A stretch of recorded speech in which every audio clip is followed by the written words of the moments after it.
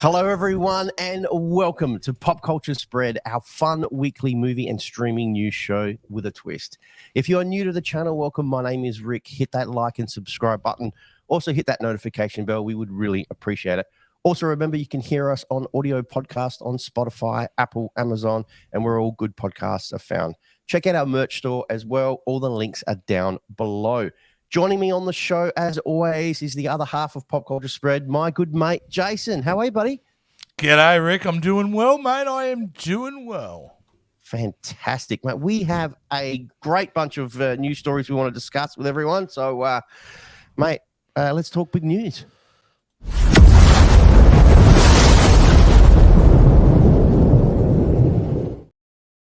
Whoa, Ricky. Got some big news this week, mate. Big news. For the first...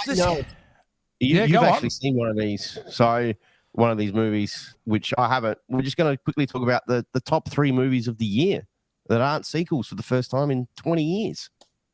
It's massive. It's massive, Rick. This is huge news. You remember, that's right, for the last 20 years, the biggest blockbusters have either been Marvel films, superhero films, sequels. I mean, it's all been franchise-driven for 20-odd years. And to me, this is significant, Rick, because this indicates a change in consumer tastes, which is a really interesting thing that is well overdue. And that's been evident, Rick, not only in this story here that Barbie, Oppenheimer, and Super Mario Brothers are your top 3 grossing films of the year so far. It's the fact that people are showing with their feet what they're willing to go and see, Rick. You know, they're done with seeing another Marvel middling film. They're sick of going to big blockbuster DC films that are meh. Like, people's tastes are changing. They're fatigued. And to me, it's a thing we should be celebrating, Rick. We should be celebrating. Not that I love my Marvel films. I'm not an anti-Marvel guy. But the best thing for Hollywood and the best thing for consumers is variety in content. Yeah, and you have 3 films, so very different films. 2 of them are IP. You know, Super Mario Brothers is a CGI-generated Nintendo property. Barbie, owned by Mattel, and then obviously Oppenheimer is based on it's a biography in a way. So yeah, and you know what? Not only is great is these 3 films are not like franchise-driven films; they're all very different. Who would think that you would hear that in a sentence? That Barbie of all movies, which I have not seen, so please don't crucify me in the comments here, guys. But I haven't seen it yet. But I mean, I'm just going to throw some figures out here, Jace, for you. So the top 3 movies in 2023 in the global box office, Barbie hit 1.38 billion. Deserved. It's absolutely 1.35 billion, and then Oppenheimer came in at 853 million. Yeah, well, I haven't seen Oppenheimer yet. That's the only film I haven't seen. I've seen Barbie. I've seen Super Mario Brothers. Barbie, I got to say, and I only saw it just recently, has become the best film of the year I've seen so far. And you could knock me out with a feather if you suggested that to me 6 months ago. But they have made a film that exceeds all expectations. Wow. And who knew it would be such an existential film? And it is. Barbie is. It's about what it is to be human. And gender roles and things like that. And it's so smart. Super Mario Brothers is smart because they tapped into nostalgia and made a fun, entertaining kind of film. So I'm thrilled about it. I think Super Mario Brothers is one of those, grandma's going to love it. Yeah. The grandchildren are going to love it. Everyone's kind of going to love it. Everyone gets on board and sees it. And then, like, just go back, like we were saying, 20 years ago. So the last 3... Yeah, sorry. 2001 was the Harry Potter, Sorcerer of the Stone. That hit 9,741 million. Lord of the Rings, Fellowship of the Rings was 880 million. And then Monsters Inc., which is one of my favorite Pixar movies, that was 528. So it's a big jump from 20 years ago, but still you kind of see that sort of. Let's look at those three films you just mentioned, Rick. Harry Potter was the first in a franchise, so there was no guarantee that film was going to be a hit. Yep. Because it was the first movie. It was either going to work or it wasn't going to work. Yeah. That's the same with Lord of the Rings. Yeah. 2001 was the Fellowship of the Ring. That's the first movie. And then the third one is Monsters, Inc. So 20 years ago on that particular year, we had 3 new properties coming into the marketplace, and they all did really, really well. Yeah. It's the year after, Rick. If you looked at those stats for 2002 onwards, that's where we get our sequels, our superhero block. Yeah. Because 2002 is the year of Spider-Man. Yeah. Everything changes past Spider-Man. So, yeah, really interesting thing. I think this is a hopeful story. It's big news, Rick, but it's a hopeful story because we're going to get more diverse content. And I think the audience deserves it. I think the superhero genre will be better off for it because it'll give it itself some time to breathe. Yeah, this is actually a good news story to me, and 3 films that deserve it. Deserve the success they've got. So basically, I'm going to have to go and watch Barbie now. So, look, that was my opinion of it, Rick. I thought it was an excellent film, and it didn't have to be as good as it is, but it is that good in my mind. Yeah, definitely. 100%. Well, I'm definitely going to go check that out. All right, Jace, what's in other news, mate?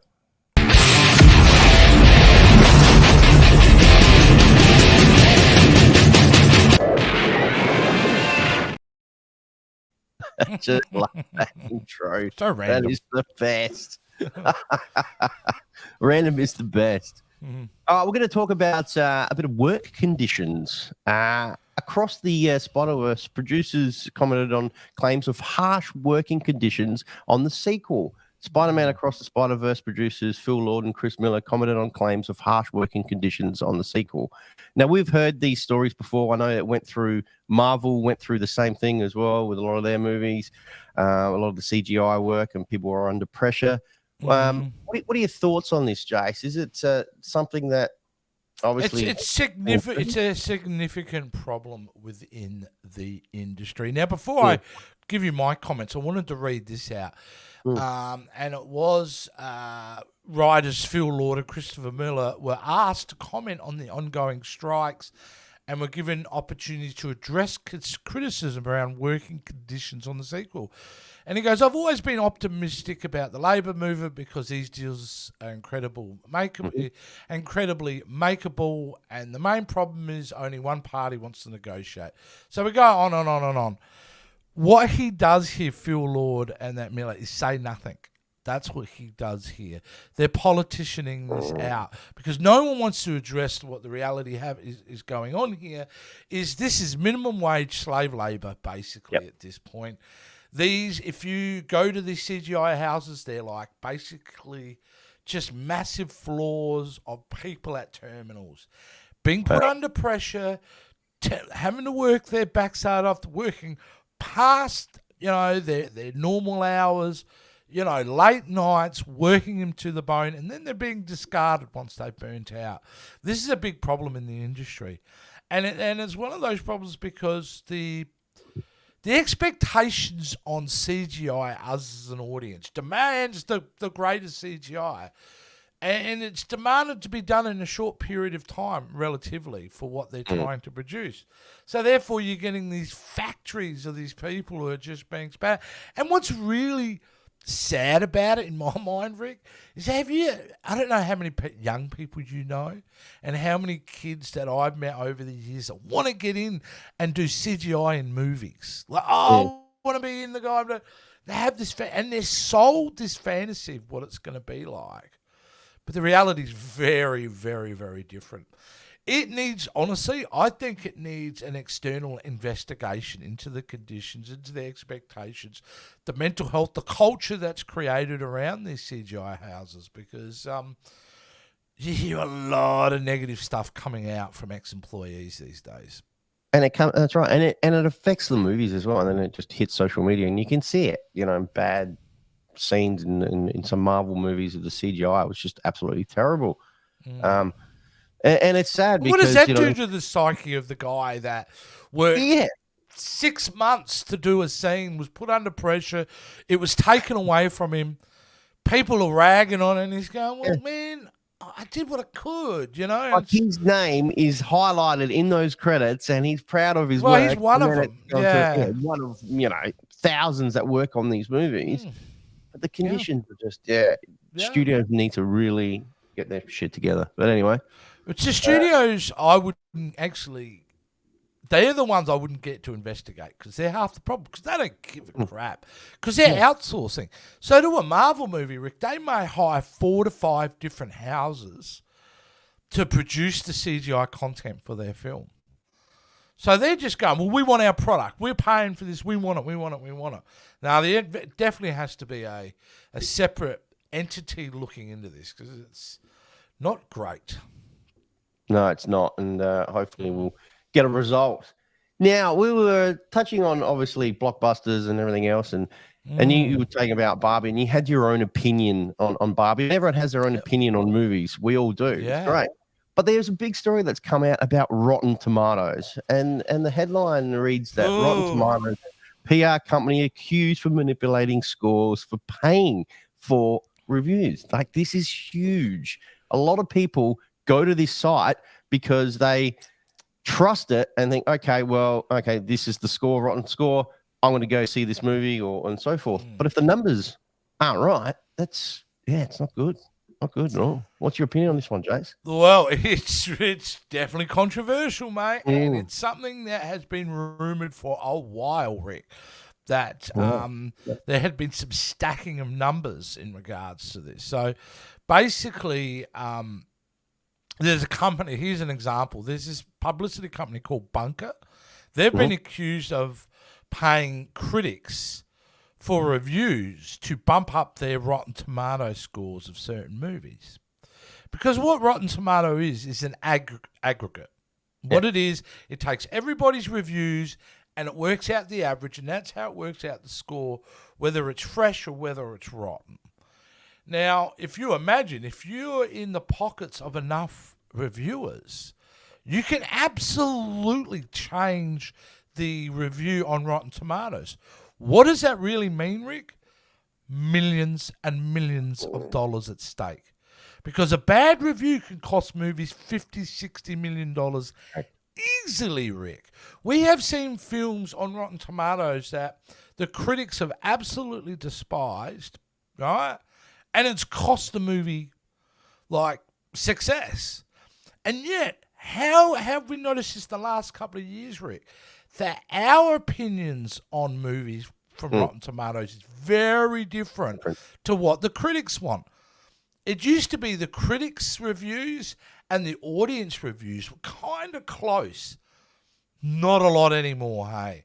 I'm noticing massive differences, dude, in what the critics think of a movie to what the audience thinks of a movie. And that, to me, indicates that it's not all above board what's going on with Rotten Tomatoes. No, it's disgusting, actually. Like I said, a lot of people use this website as a forum, but I've kind of gone off it. You know what I mean? We have our own opinions. We go to the movies, and if we go into a movie and we enjoy it, and we come out of it and go, yeah, that was great, fantastic, and then you talk to someone and go, oh, I hated it. It was an absolute, garbage of a movie. Well, then, fair enough, you have your own opinion. But when you start mucking around with, millions and millions of dollars, and then that's what it's all about, isn't it? It's all about the money and making money. Yeah. I mean, films, basically are made to be profitable, Rick. And if you have a company like Rotten Tomatoes, which is generally the consensus of most people will listen to what Rotten Tomatoes says, then you have power and influence over the profitability of a certain movie. And that's a dangerous area to be in. And it's something that needs to be looked at, I'm with you. I'm a big, big proponent of, hey, I'm interested to hear what other people say, but I'll tell you what I think of the movie after it ends. I'm not going to just go with what popular opinion is. even if it hurts, and that's happened a few times, movies I was so excited to go and see, and yet so disappointed when I walked out of there. You know what I mean? You got to be honest about what you think of something. But this isn't honesty. This comes down to money, and like money usually means there's corruption somewhere. So that's where we're at. Not good. Now the next story I want to talk about actually just dropped very not long ago, actually, and it's a story about Quentin Tarantino secures a $20 million in California tax credits for his final movie. Wow, this is huge. Rick, do you know much about what his final movie is going to be? No, I haven't. Oh, let me tell you. Tell me, his Jason. His 10th and supposed final film is a movie called The Movie Critic.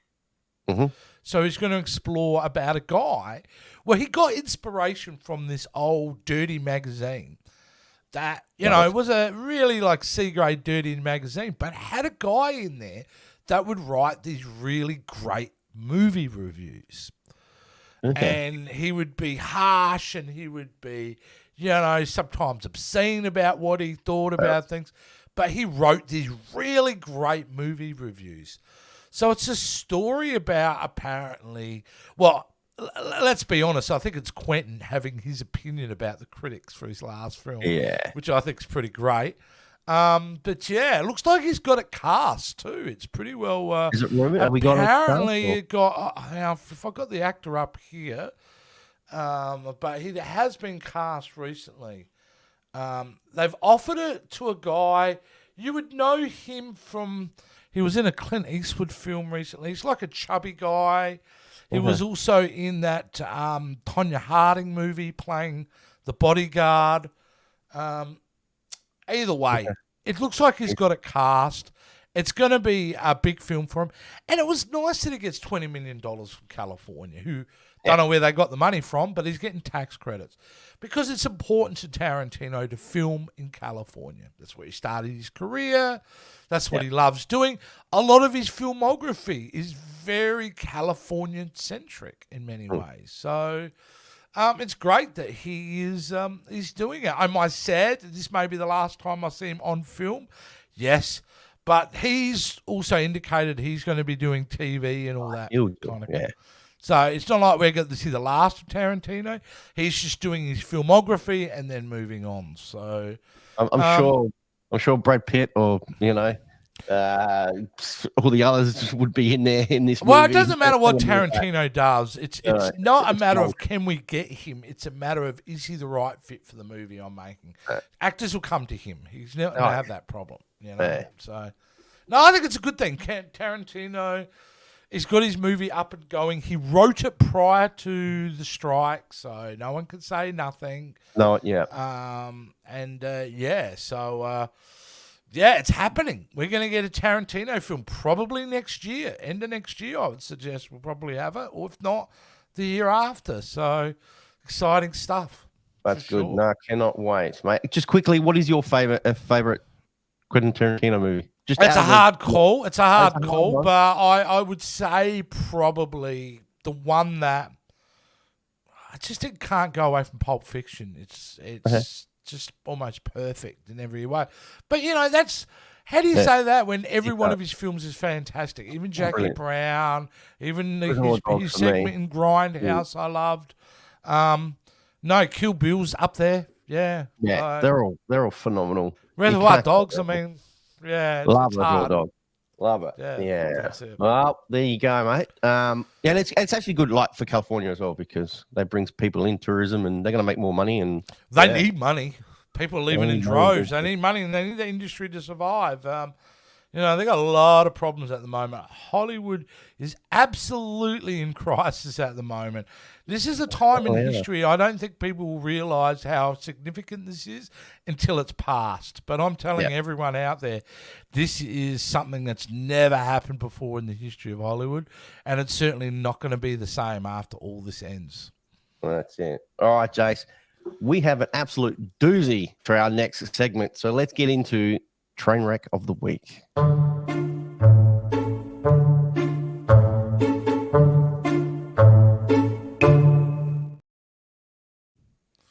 This is disgusting. I absolutely hate this, and it's going through the socials like no tomorrow. Oprah and The Rock are slammed for asking fans to donate money towards the Maui fires, despite 2.8 billion net worth.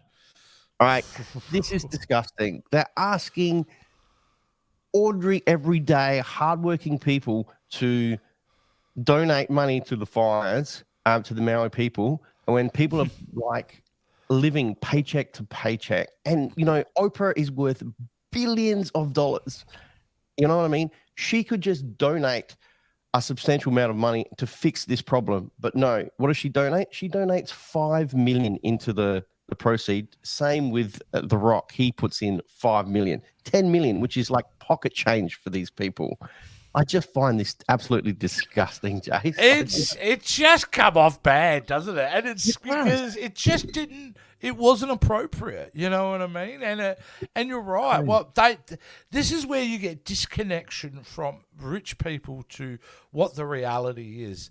The rest of us, the 99%, are having to make choices right now.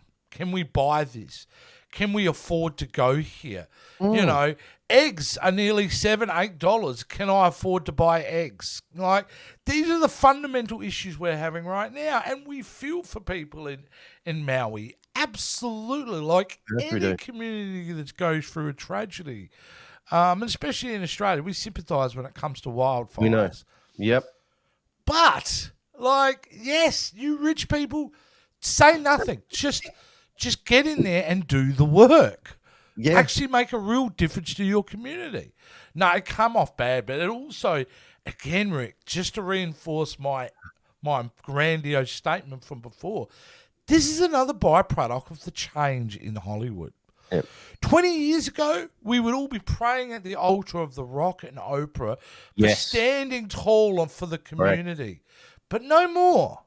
No more. We're looking at these people and we're looking at them cynically because we have been burnt again and again with the falseness that they project. And I think this is, they come off bad for it. I mean, The Rock, he is somebody who tried really hard. He's a genuinely nice guy, I think. But he is just overexposed. And Oprah is just, been put on this pedestal now for 35, 40 years as this somehow untouchable individual.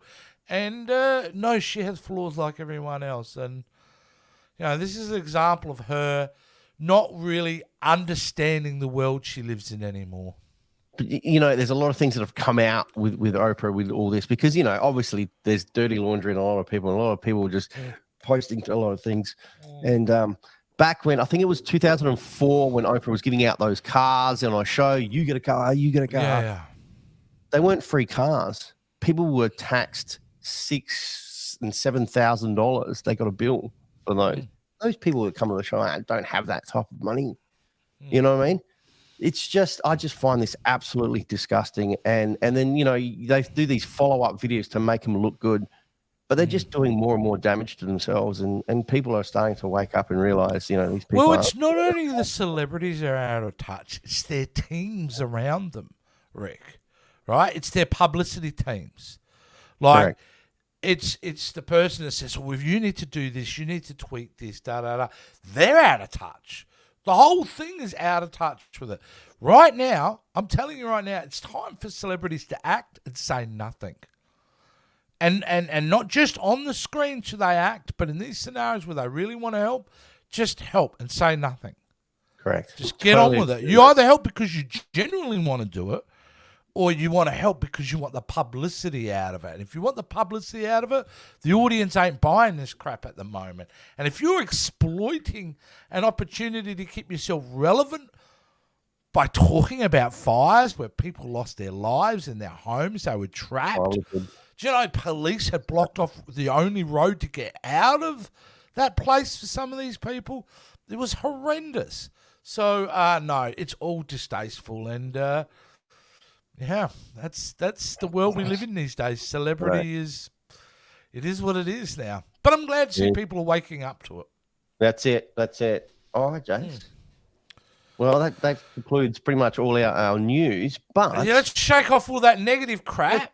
That's right. Let's get into some fun stuff, mate. Let's get into some fun stuff. So let's get into some great Aussie telly.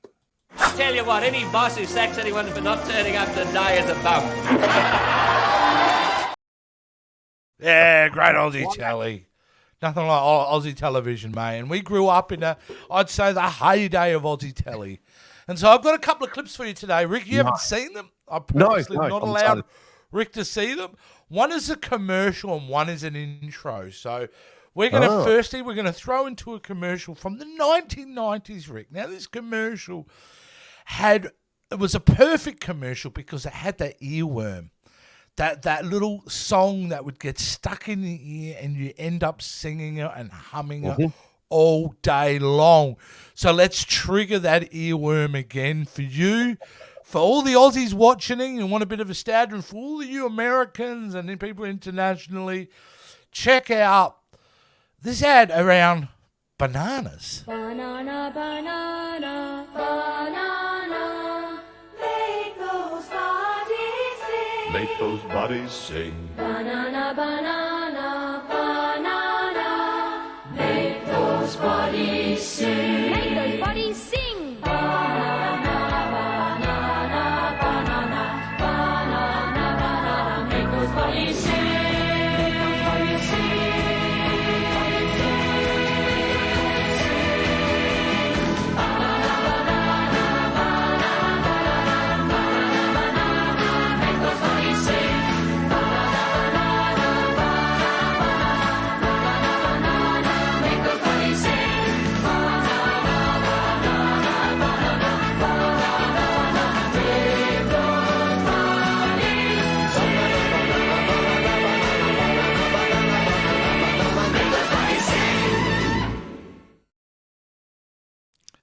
Isn't that indelibly part of your 90s experience watching television? That song? And it's catchy as hell, right? It's catchy as hell, that commercial. That's nearly 30 years old. Is it 30? Oh, wow. I do. Mate, that's what it is. That's unbelievable, eh? Who doesn't know that song on that You commercial? know, Australians were quite good at, and as we'll see over the next few weeks, they're really good at creating catchy jingles. And that was certainly one of them. That was certainly one of them. Don't even mention bananas. Na, na, na, na, na, na. See, now I'm singing the song. Now well, the whole song is banana. Yeah. So they're just, Now, now that's the 90s, but in the 80s, if you were home on a Saturday night, Rick, in the 1980s, right, specifically late 80s, I would say, there was a show on that you had to watch because it was all in. There was no monkey business around here. This is a show that was probably one of the most competitive, most engaging shows there were back in the late 80s. I'm overhyping it, but I think you remember the intro to this great bit of Aussie telly.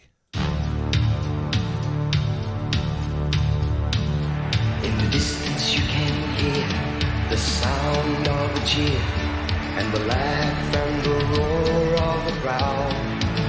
And you can feel the expectation and the wild jubilation as they're shouting the winners' names aloud. 'Cause it's the greatest game in town. And it's the craziest fun around. It's a knockout. That's the name. It's a knockout. That's the game. It's a knockout. That's the name of the game. There you go, Rick. It's a knockout. Do you remember, obviously, it's a knockout? Did you watch it? I do. I remember. And you know what? I just quickly flashback of me watching it as a kid was those tall guys, like you'd sit in the suits and you'd run. And oh, my God. I hadn't seen What a great that show. for a long time, man. That ran from April 1985 all the way to September in 1987. So it only really ran 3 seasons. But it was briefly brought back in November of 2011, if you don't remember. Did they? And it had H.G. Nelson and one of the High Five girls, Charlie, did it. That's Wasn't right. as successful at its time. But it was a massive hit when it came out, Rick. And remember, you had 4 Australian states would compete for this. New South Wales, Victoria, Queensland, and South Australia, which were green. Believe it, good timing there. So, and the whole idea of it was crazy, but it worked. You know, it's to me, it's obviously proto Gladiators, or that show, you know, where they do the athletes run across the obstacle courses. But this was more family friendly, average people getting into these little hijink games, and so good. I had a great time with it. Do you remember their mascot? Vaguely. Combat the dog. Combat the dog. But I do remember, and I remember sitting down and watching this show. It was just religiously, we had to sit down and watch this show because it was a fun family. They filmed this in a place called Durrell in New South Wales. And the reason it got cancelled, Rick, is because the people of Durrell complained so much the noise, and it actually got the show cancelled. Not because of poor ratings, because Mrs. Jones down the street couldn't get to sleep on a Saturday night.